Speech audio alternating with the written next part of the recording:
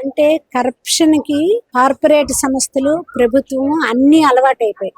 ఏ corporate సంస్థని allow చేస్తే ఏ hospital అవన్నీ మల్టీనేషనల్ హాస్పిటల్స్ అండి. ఇప్పుడు ఉన్నవన్నీ ఈ మల్టీనేషనల్ హాస్పిటల్స్ లో వీళ్ళకి ఉన్నటువంటి వాళ్ళ తాలూకా మల్టీనేషనల్ హాస్పిటల్ కి వాళ్ళు పర్మిషన్లు ఇస్తే వాళ్ళ ప్రయోజనాలు వాళ్ళకు ఉంటాయి, ఓట్ బ్యాంక్ ప్రయోజనాలు వాళ్ళకు ఉంటాయి కాబట్టి వాళ్ళకి ఇచ్చుకుంటారు. ఇప్పుడు విద్యకి వైద్యానికి డబ్బు కేటాయిస్తే గవర్నమెంట్ దగ్గర మిగలదు. ఒక బ్రిడ్జ్ కడితే గవర్నమెంట్ డబ్బు మిగిల్చుకోగలదు, అవునా కాదంటారా?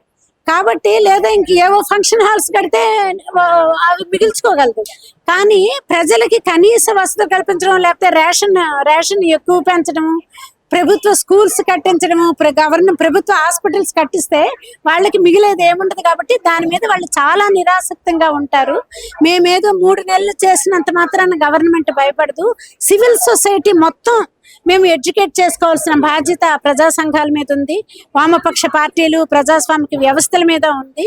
ఎవరైతే ప్రజల్ని ప్రేమిస్తారో వాళ్ళందరి మీద కూడా ఈ ప్రజల్ని చైతన్యం చేసుకుంటూ గవర్నమెంట్ తాలూకా కార్పొరేట్ సంస్థల తాలూకా కరప్షన్ కి వ్యతిరేకంగా పోరాడేటట్టు, నిజాయితీ కోసం నిలబడేటట్టు, మనకి నైతిక వెన్నెముకను కూడా నాశనం చేస్తున్నారు ఒకవైపు. ఎందుకంటే మనం నిజాయితీగా పోరాడకూడదు, నిజాయితీ కోసం పోరాడకూడదని మనకి రకరకాల అలవాట్లు చేస్తున్నారు. డ్రగ్స్ విచ్చలవిడిగా పెరిగిపోతున్నాయి. ఈ రోజు 39,000 కోట్ల నుంచి 69,000 కోట్లకి బెవరేజ్ సంస్థకి వాళ్ళు టార్గెట్స్ ఇచ్చారు. అంటే 5 అత్యాచారాలు జరిగిన దగ్గర ఇప్పుడు తాగుడు పెరిగిపోయి 10 అత్యాచారాలు జరుగుతాయి. ప్రజల్ని తాగించి మత్తులో ముంచి రోడ్ల మీద వాళ్ళు దొరుకుతుంటే ఆ డబ్బుతో వెల్ఫేర్ కార్యక్రమాలు చేస్తూ వీళ్ళు మేము ప్రజలకు ఇంత చేస్తున్నాం అంత చేస్తున్నాం అని చెప్పుకుంటూ తాగుడే ప్రధాన ఆదాయంగా తీసుకున్న ఈ రాష్ట్ర ప్రభుత్వం 3 నెలల ఉద్యమానికి ఏమీ లొంగే పరిస్థితి కాదు. ఉద్యమం అనేది నిరంతర స్రవంతగా కొనసాగాలని మేము నమ్ముతున్నాము. దానికి మా సాయశక్తిలో మేము కృషి చేస్తామని చెప్పాలి. ఇప్పుడు మేడం చాలా సార్లు కూడా చూసుకున్నట్లయితే కంటిలో ఇట్లా నలకబడిందని చెప్పి హాస్పిటల్ పోతే అక్కడ అది ఆపరేషన్ చేసి తీయాలి అని చెప్పేసి ప్రైవేట్ హాస్పిటల్స్ లో కానీ కార్పొరేట్ హాస్పిటల్స్ లో కానీ చెప్పి అంటే అవగాహన లేకుండా ఏ ఇంజక్షన్ పడితే ఆ ఇంజక్షన్ డోస్ కూడా తెలియనటువంటి పరిస్థితుల్లో ఇచ్చి ప్రాణాలు అయితే చాలా కోల్పోయినటువంటి పరిస్థితులు అయితే మన తెలంగాణ ఇక్కడ హైదరాబాద్ లో ముఖ్యంగా అయితే మనం చూసాం. మరి వాళ్ళ గురించి మీరు ఇప్పుడు వరకు ఏమన్నా లేవనెత్తారా? వాళ్ళ గురించి మీరు ఏం మాట్లాడారు ఇప్పుడు వరకు? మేము ఇది ప్రాథమిక దశలో ఉద్యమం స్టార్ట్ చేసామండి. నవంబర్ 15 నుంచి ఇంతవరకు చేసాము ఈ ఉద్యమం. ఈ ఉద్యమ ఫలితంగా ప్రజలు కొంత చైతన్యవంతమై ప్రశ్నించే నేచర్ డెవలప్ చేసుకొని గవర్నమెంట్ హాస్పిటల్స్ వైపు వాళ్ళు మరలుతారని మేము ఆశపడుతున్నాము. గవర్నమెంట్ హాస్పిటల్ని మరింత బలోపేతం చేయాలని మేము డిమాండ్ చేస్తున్నాం గవర్నమెంట్ని. దాని మీద నమ్మకం కలిగించేటట్టు గవర్నమెంట్ హాస్పిటల్లోనే జాయిన్ అవ్వండి, గవర్నమెంట్ స్కూల్స్లోని కాలేజెస్లోనే మీ పిల్లల్ని చదివించండి, పిచ్చి సీరియల్స్ చూడకండి, దేశభక్తుల జీవిత చరిత్రలు వినండి, చరిత్రకారుల జీవిత చరిత్రలు మేము చూపిస్తున్నాం మీరు చూడండి అని గవర్నమెంట్ కి కావలసినంత మీడియా ఉంటది కదా, ఆ మీడియా ద్వారా గవర్నమెంట్ ప్రచారం చేయాలని కూడా గవర్నమెంట్ హాస్పిటల్ మీద విశ్వాసాన్ని అభివృద్ధి చేసే విధంగా గవర్నమెంట్ చేయాలి, ప్రభుత్వాలకు చేయాలని మేము ప్రభుత్వాన్ని డిమాండ్ చేస్తున్నాం. అంటే ప్రభుత్వాన్ని ప్రశ్నించే క్రమంలో ఎంతో కొంత నేర్చుకుంటది కదా, అది ప్రభుత్వాన్ని ప్రశ్నించడం మనం నేర్చుకోవాలి. మాకు ఈ చెత్త చెదారము ఈ సీరియల్స్ లో విలన్ మహిళల్ని చూపించడం, మా భర్తలు తాగించడము, మా పిల్లలు కాలేజీలకు వెళ్తే అక్కడ చాక్లెట్ల రూపంలో డ్రగ్స్ అమ్ముతున్నారు. అది వీళ్ళకి విజిలెన్స్ లేదా? వీళ్ళు పోలీస్ డిపార్ట్మెంట్ ఏం చేస్తుంది? పోలీస్ డిపార్ట్మెంట్ కి మీరిచ్చేటువంటి డైరెక్షన్ ఏమిటి?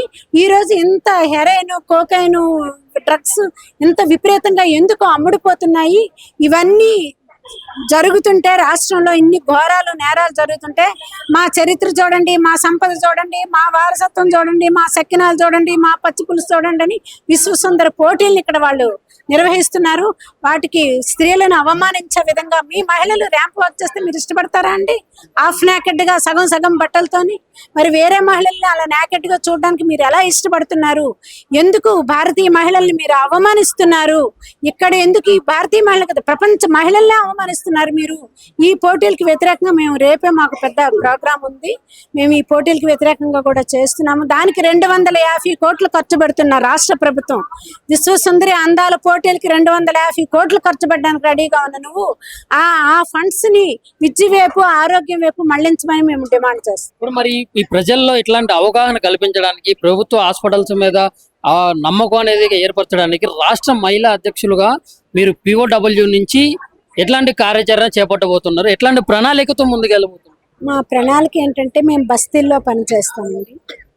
బస్తీ ప్రధానంగా బస్తీల్లో కూడా పనిచేస్తాము. ఆ బస్తీ వాసులకి మేము క్లాసులు తీసుకొని ఎడ్యుకేట్ చేయడం అనేది జరుగుతుంది. లేదా మా దగ్గరికి వచ్చిన కేసుల్ని మేము గవర్నమెంట్ హాస్పిటల్ వైపు లీడ్ చేయడం జరుగుతుంది. అలాగే కాలేజీల్లో యూనివర్సిటీలు కూడా మేము ప్రచార కార్యక్రమాలు చేస్తుంటాము. ఇవి ఒక్కటే కాదు, విలువలకు సంబంధించి సామాజిక ఉద్యమాల్లో భాగస్వామ్యం తీసుకోవాల్సిన ఆవశ్యకత గురించి, రాష్ట్ర ప్రభుత్వం కేంద్ర ప్రభుత్వం తీసుకున్న ప్రజా వ్యతిరేక చర్యల గురించి, అలాగే మతోన్మాదానికి వ్యతిరేకంగా, కులోన్మాదానికి వ్యతిరేకంగా, కుల దురహంకార హత్యలకు వ్యతిరేకంగా మేము ప్రజల్ని, యూత్ని, మహిళల్ని ఎడ్యుకేట్ చేసుకుంటూ మేము ఉద్యమాలు నిర్మించుకుంటూ ఉద్యమాలే సమస్యలకు పరిష్కారం అని, ఉద్యమాల ద్వారానే కేంద్ర రాష్ట్ర ప్రభుత్వాల మెడలు వంచగలం